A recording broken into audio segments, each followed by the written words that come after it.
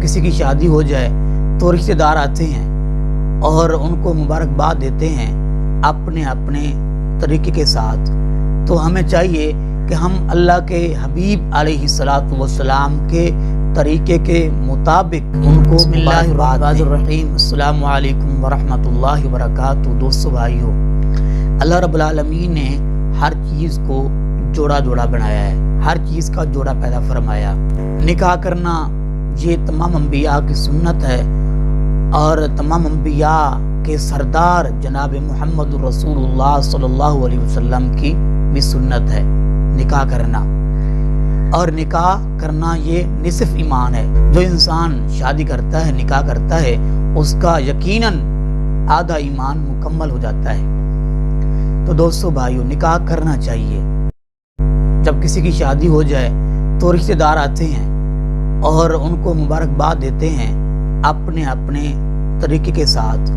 تو ہمیں چاہیے کہ ہم اللہ کے حبیب علیہ السلام کے طریقے کے مطابق ہم ان کو مبارکباد. تو اس میں بہت ساری برکتیں بھلائیاں ہیں. تو ہمیں اللہ کے نبی علیہ السلام کے مبارک طریقے پر ان کو مبارکباد دینا چاہیے، دلہا اور دلہن کو. رسول اللہ صلی اللہ علیہ وسلم نے فرمایا کہ دلہا دلہن کو ان الفاظ کے ذریعے مبارکباد دینی چاہیے: بارک اللہ لک و بارک علیک وجمع بینکما فی خیر. اللہ تیرے لیے برکت کرے اور تجھ پر برکت کرے، اور اللہ تم دونوں میں بھلائی کو جمع کر دے. میں اس دعا کو پھر دہراتا ہوں: بارک اللہ لک و بارک علیک وجمع بینکما فی خیر. یہ دعا تمام دوست احباب یاد کر لیں تو یقیناً ہم جب کسی جوڑے کو، دلہا دلہن کو یہ دعا دیں گے، ان کلمات کے ساتھ ان کو مبارکباد دیں گے، تو یقیناً ہمیں بھی ثواب ملے گا.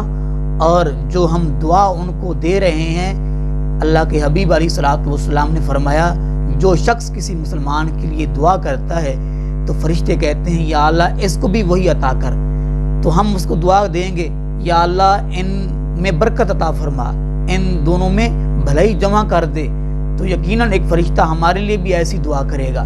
تو دوستو بھائیو، ایسے الفاظ کے ساتھ مبارکباد دینی چاہیے. اللہ رب العالمین ہم سب کو آقا علیہ السلام کے مبارک طریقوں پر عمل پیرا ہونے کی توفیق نصیب فرمائے. آمین. وما علینا الا البلاغ.